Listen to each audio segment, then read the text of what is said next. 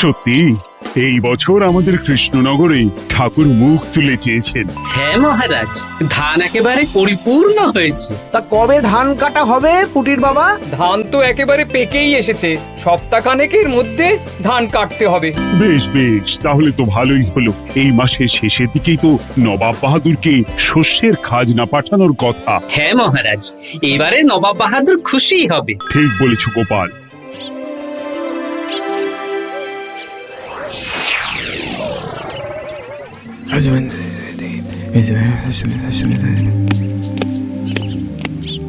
প্রণাম খাম্বাজরাজ। ওই তো কৃষ্ণনগরের মন্ত্রী চলে এসেছে।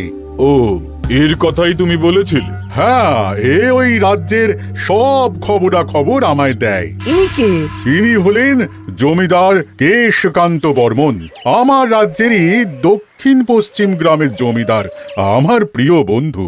নামটা বেশ অন্যরকম, কেশকান্ত।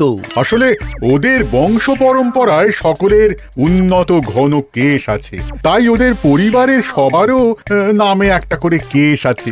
আমি খাম্বাজ রাজের সৌমিত্র এবং সুপরামর্শদাতা। কিছুদিন আগে আমার মাথায় খুব খুশকি হচ্ছিল, মাথার চুল পাতলা হয়ে আসছিল। কিন্তু আমার পরামর্শে একটা তেল মাখতেই মহারাজের মাথার চুল এখন ঘন হয়ে উঠেছে, আর কোনো সমস্যা নেই। বাবা বাবা, ভালো ভালো ভালো। এবার তাহলে কাজের কথাটা বলে দিন।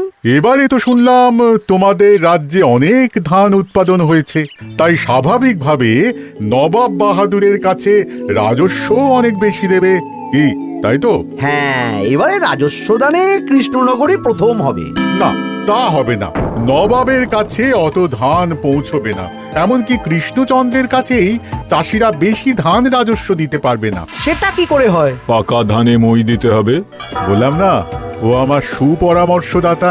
হ্যাঁ, আমার মন্ত্রীকে বাণিজ্যের কাজে বাইরে পাঠিয়েছি কিছুদিন, তাই কেশকান্ত মাঝে মধ্যেই আমার কাছে আসে, গল্পগুজব করে আর সুপরামর্শ দেয়। কিন্তু আমি কি করব? তুমি রাতের অন্ধকারে চাষিদের ধান জমিতে পাকা ধানে মই দিয়ে দাও, এমন ভাবে কাজটা করবে যাতে কাক পক্ষীতেও টের না পায়। আর তাতে আমার লাভ?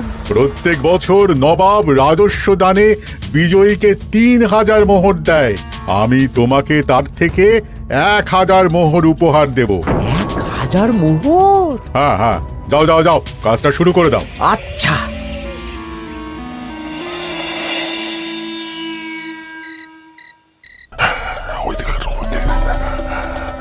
তাহলে আর দেরি কেন, মন্ত্রীমশাই কথা মতো কাজ শুরু কর। হ্যাঁ হ্যাঁ, চল।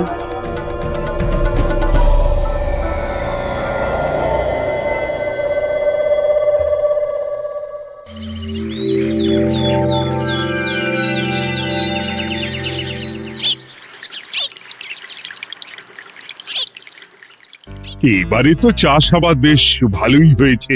আশা করি নবাব বাহাদুরের কাছ থেকে এবারে আমরাই পুরস্কার পাবো। হ্যাঁ মহারাজ, সারা বাংলায় কৃষ্ণনগরের মতো উৎপাদন এই বছরে কোথাও হয়নি। সর্বনাশ হয়ে গেছে মহারাজ, সর্বনাশ হয়ে গেছে। কি সর্বনাশ হয়েছে গো পুটির বাবা? গতকাল রাতে আমাদের সব জমির পাকা ধানে মই দিয়ে দিয়েছে। সে কি? এবার আমরা কি করব মহারাজ? কাদের কাদের জমিতে হয়েছে এসব? যেই জমিতে তাকাবেন সেই জমিতেই এই কাণ্ড, ধান ঝরে সব মাটিতে পড়ে আছে। এবার আমরা কি করব? হায় হায় হায়, এবার আমাদের রাজ্যের কি হবে? নবাব বাহাদুরকে তো জবাব দিতে পারবো না। বড় বিপদ হয়ে গেল, রাজ্যে গ্রহের প্রকোপ নেমে এলো। ও, আর কদিন পরেই আমার টেকে আসবে 1000 মোহর। ঠিক আছে, তোমরা সবাই এখন বাড়ি যাও। না, আমার মন মেজাজ ভালো নেই।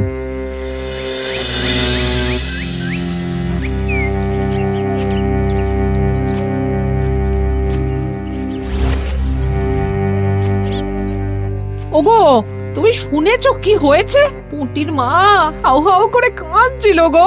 হ্যাঁ গিন্নি, পুঁটির বাবা কয়েকজন চাষি ভাইদের নিয়ে রাজসভায় এসেছিল। শুনলাম রাতারাতি কে বা কারা চাষ জমিতে পাকা ধানে মই দিয়েছে। কত বড় সর্বনাশ হয়ে গেল বলো, কি হবে গো?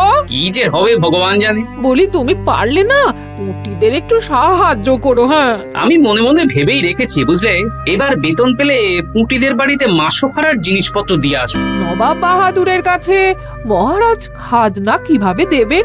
সেটাই তো বুঝতে পারছি না। আপনি এত চিন্তা করবেন না। রাজবাড়ির ভাড়ার থেকে আপাতত কিছু বস্তা ধান পাঠানোর ব্যবস্থা করুন। তারপর নবাব বাহাদুরের কাছে গিয়ে বলবেন, আস্তে আস্তে সব দিয়ে দেবেন মহারাজ। তাই করতে হবে, তাছাড়া তো আর অন্য কোনো উপায় দেখতে পাচ্ছি না। কিন্তু এবারে আর আমাদের মান রক্ষা হবে না। দেখি 2-1 দিনের মধ্যেই যতটা সম্ভব ভাড়া থেকে ধান পাঠানোর ব্যবস্থা করব।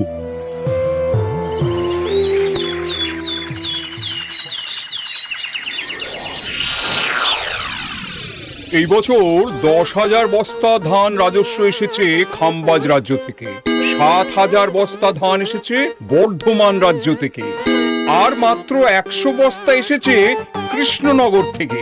তাই এই বছরের বিজয় রাজ্য হচ্ছে খাম্বাজ রাজ্য। খাম্বাজ রাজ্যের রাজার হাতে 3,000 মোহর উপহার হিসেবে তুলে দিচ্ছেন। আর কৃষ্ণচন্দ্র, তোমার রাজ্যের এরকম হাল কেন? এবারে আমাদের সমস্ত রাজ্যের পাকা ধানে কেউ বা কারা মই দিয়ে দিয়েছে। সেসব তোমার মাথা ব্যথা, আমার ধান কোথায়? 100 বস্তা ধান রাজস্ব, কম করে 800 বস্তা ধান রাজস্ব দেওয়ার কথা, কিন্তু তুমি তোমার কথার খেলাপ করেছো। এই বছর আমি নিরুপায় জাহাপনা। আমিও নিরুপায়। হয় তুমি আগামী 1 সপ্তাহের মধ্যে আমাকে 5,000 মোহর দেবে, নইলে কৃষ্ণনগরের সিংহাসন থেকে সরে যাবে। এত বড় শাস্তি দেবেন না নবাব বাহাদুর। আপনি অন্তত মাস 6 সময় দিন, আবার ধান চাষ করিয়ে আপনাকে প্রাপ্য ধান দেওয়া হবে। বেশি কথা বলছো কৃষ্ণচন্দ্র, তুমি 5,000 নয় 6,000 মোহর 1 সপ্তাহের মধ্যে দেবে। বেটা গোপাল বেশি পাকা, অত কথা বলতে কে বলেছিল? গোপাল, এটা তুমি কি করলে? হায় হায় হায়! সর্বনাশের সময় যখন ঘনিয়ে আসে তখন বিপদের ওপর বিপদ এভাবেই আসে। আমার পাওনা। আরে এখন না, তোমাকে পাঠিয়ে দেব। ওই দেখুন, খাম্বাজ রাজের সাথে কথা বলছি। এখন বেশি কথা বললে কৃষ্ণচন্দ্র আর গোপাল সন্দেহ করবে। চলুন তো দেখি ওখানে গিয়ে কি কথা বলছে। কি কথা বলছো মন্ত্রী? মন্ত্রী আমায় বিজয় অভিনন্দন জানাচ্ছিল। বিজয় অভিনন্দন তো উপহার পাওয়ার সময় জানাতে পারতেন মন্ত্রী মশাই। যাই হোক, আপনাকে তো ঠিক চিনতে পারছি না। আমার নাম কেশকান্ত, আমি খাম্বাজ রাজ্যের দক্ষিণ পশ্চিম গ্রামের জমিদার। কেশকান্ত আমার বিশেষ বন্ধু। আপনার কেশ নিয়ে বেশ ভাব দেখছি। হ্যাঁ, ওই কদিন আগে তো খাম্বাজ রাজের মাথার চুল পাতলা হয়ে আসছিল, খুশকি হচ্ছিল আর কি। তো ওনার পরামর্শে একটা তেল মেখেই তো খাম্বাজ রাজের আবার ঘন কালো চুল ফিরে এসেছে। কেশকান্ত জমিদার হতে পারে, কিন্তু ওর অর্থনৈতিক অবস্থা তাবর রাজাদের থেকে অনেক ভালো। কয়েক হাজার বিঘা জমির মালিকও, তার সাথে চুলের তেলের ব্যবসা করেও হাজার হাজার মোহর রোজগার করে। এই এখন চুল নিয়ে চুলোচুলি না করে চলো কৃষ্ণনগরে ফিরি। এমনিতেই মন মেজাজ খারাপ, 1 সপ্তাহের মধ্যে আবার 6,000 মোহর জোগাড় করতে হবে। হ্যাঁ, চলুন চলুন।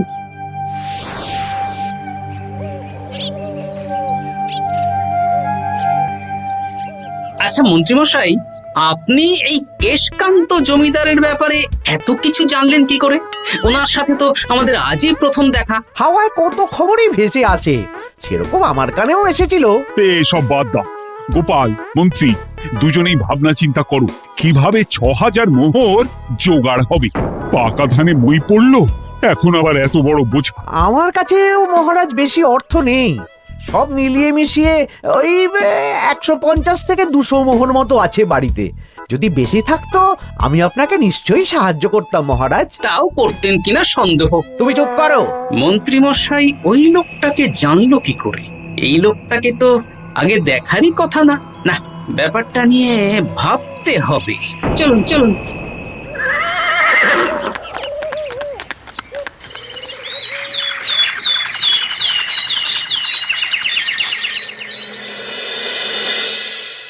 বুঝলে গিন্নি, 1 সপ্তাহের মধ্যে মহারাজকে 6000 মোহর জোগাড় করতেই হবে, নইলে সিংহাসন ছাড়তে হবে। এখন কিন্তু আমাদের উচিত মহারাজের পাশে দাঁড়ানো। কিছু ভেবেছো কি? আপাতত আমার বিয়েতে পাওয়া আংটি বন্ধক রাখবো, আর তুমি যদি হ্যাঁ হ্যাঁ, আমার যে দুটো গয়নাগাটি আছে ওগুলো বন্ধক রাখো, পরে আস্তে আস্তে ছাড়িয়ে নেবো খন। দেখি বাকি সভাসদদেরকেও বলবো, যে যতটা পারে, তারপর ভগবানই ভরসা।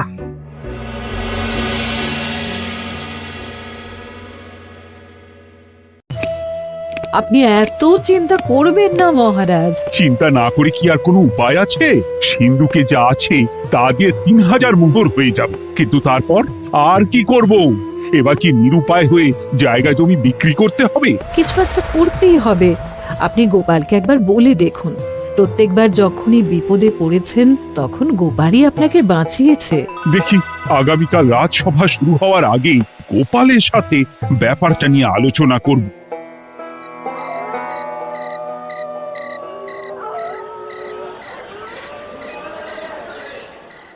এই যে শেখরা, কি করছো? এই তো, বলুন। শোনো, আমার গিন্নির জন্য একটা হীরের হার বানাতে হবে, ওই 1000 মোহরের মধ্যে।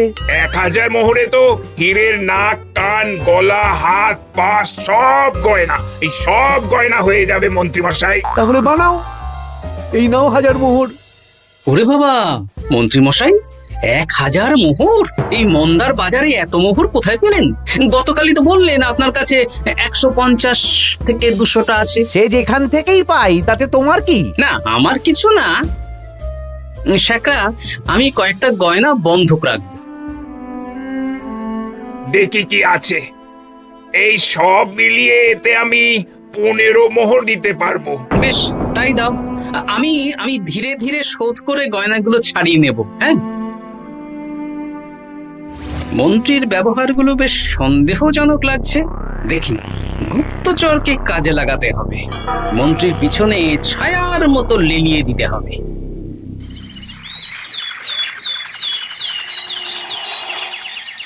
মহারাজ, আমি চেষ্টা করছি আপনার এই মোহর কিভাবে জোগাড় করা যায়, আপ্রাণ চেষ্টা করছি। দেখো, আমি 3000 মোহর পারবো, কিন্তু তার বেশি হলে জায়গা জমি বেচতে হবে, হাতে যে বেশি দিন সময়ও নেই। আচ্ছা মহারাজ, দেখছি। তবে মন্ত্রীমশাই চাইলেই আপনাকে 1000 মোহর দিয়ে সাহায্য করতে পারতেন, কিন্তু উনি তা না দিয়ে ওনার গিন্নির গয়না বানাচ্ছেন, হীরের গয়না। দেখি, মন্ত্রী তো কালকেই বলল ওর কাছে 150 থেকে 200 মোহর আছে মাত্র। 1000 মোহর কোথা থেকে পেল? সে উনিই জানেন, তবে তার খবর খুব তাড়াতাড়ি আশা করি পেয়ে যাব মহারাজ।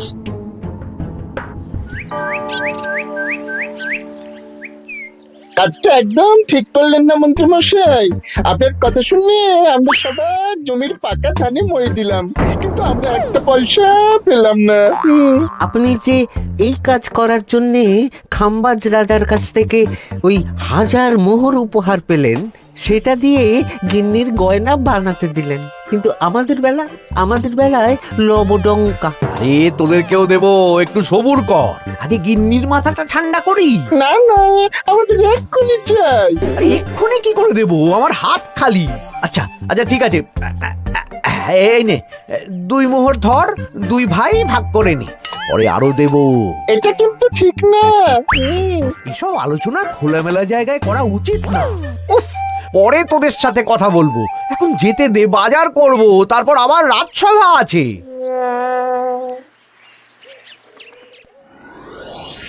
আচ্ছা, এই ব্যাপারটা মহারাজকে আর গোপাল দাদাকে জানাতে হবে।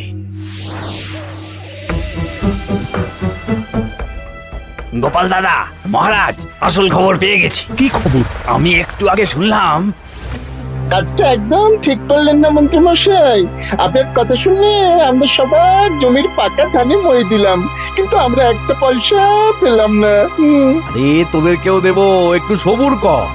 মন্ত্রী, আমি না তোমাকে বেরেই ফেলবো। মহারাজ, মন্ত্রী মশাই এখানে গৌণ, উনি অর্থের লোভে এসব করেছেন, আর ওনাকে দিয়ে করিয়েছেন খাম্বাজ রাজ।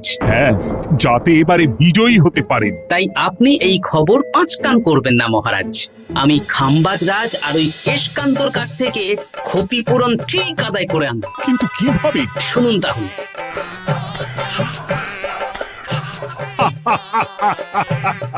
দারুণ বুদ্ধি। তাহলে এখন আসি মহারাজ, কাউকে কিচ্ছু বলার দরকার নেই। আপনি শুধু আগামীকাল সন্ধেবেলা খাম্বাজ রাজের দরবারে চলে আসুন, পারলে নবাব বাহাদুরকেও সঙ্গে করে নিয়ে আসুন। হ্যাঁ,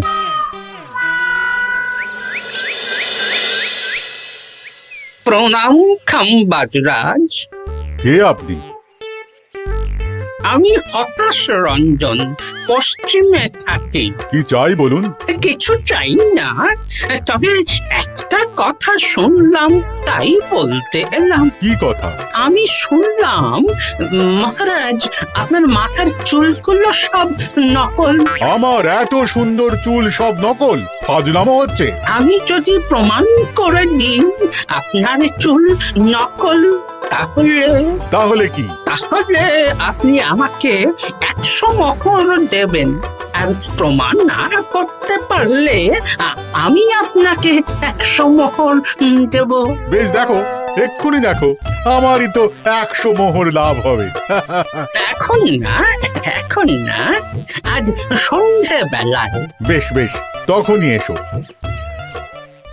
এবারে জমিদার কেশকান্তর বাড়ি যেতে হবে।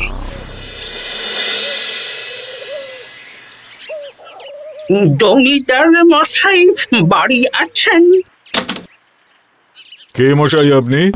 আমি হতাশ রঞ্জন, পশ্চিমে থাকি। আমি বিশাল ক্ষমতাশালী লোক। কিসের ক্ষমতা? আমি রাজরাজাদের মারধর করি, চুল ধরে টানি, শাস্তি দিই।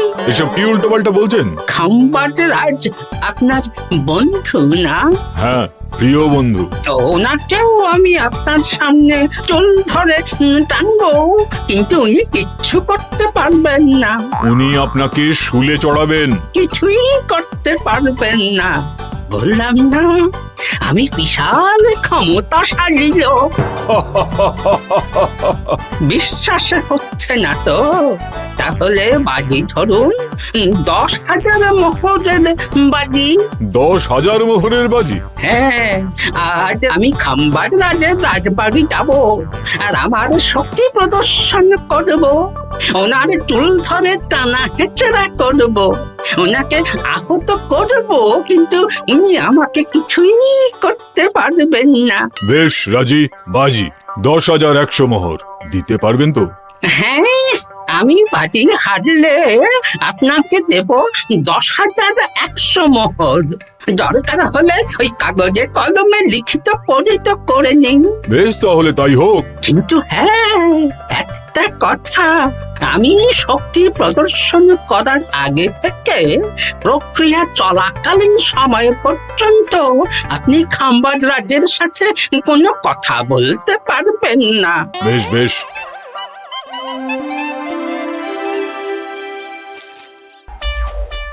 তাহলে শুরু করি। শুরু করো। এবার আমি প্রমাণ করেই ছাড়বো।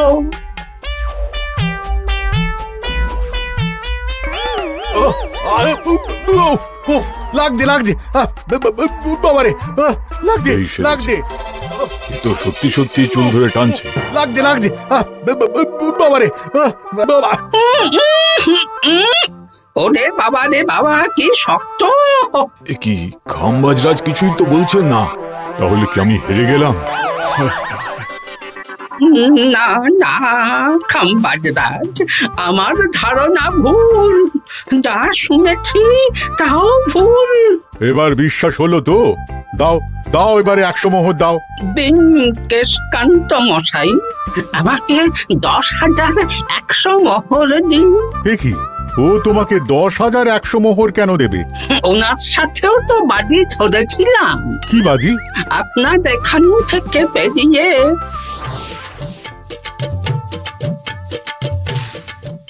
এবারে দিন তো দেখি, সব কাগজ কলমে লেখা আছে।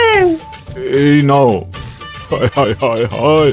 সাবাস গোপাল, সাবাস, তুমি আমার মুখ রক্ষা করেছো। গোপাল, কৃষ্ণচন্দ্র, নবাব বাহাদুর, আপনারা? হ্যাঁ, আমি গোপাল। এটা ছাড়া আর কোনো উপায় ছিল না খাম্বাজরাজ। আপনি আমাদের মন্ত্রীর মাথা খেয়ে যে জঘন্য কাজটা করিয়েছেন সেটা তো আর প্রমাণ করতে পারতাম না, তাই ছলে বলে কৌশলে আপনার প্রিয় বন্ধুর কাছ থেকে আদায় করে নিলাম।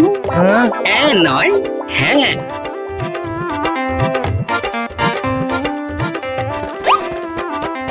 এই নিন মহারাজ। এতে কত মোহর আছে? 10,100 মোহর। এর থেকে 100 খাম্বাজরাজকে দিন, 6,000 নবাব বাহাদুরকে, আর বাকিটা আপনার কাছে রাখুন। এত ধান নষ্ট হলো। কৃষ্ণচন্দ্র আমাকে সবটা বলেছে, আর ওর মন্ত্রীকেও নিয়ে এসেছি। ধোলাই খেয়েই সব বলে দিয়েছে। এই কে আছো? কৃষ্ণনগরে মন্ত্রীকে নিয়ে এসো।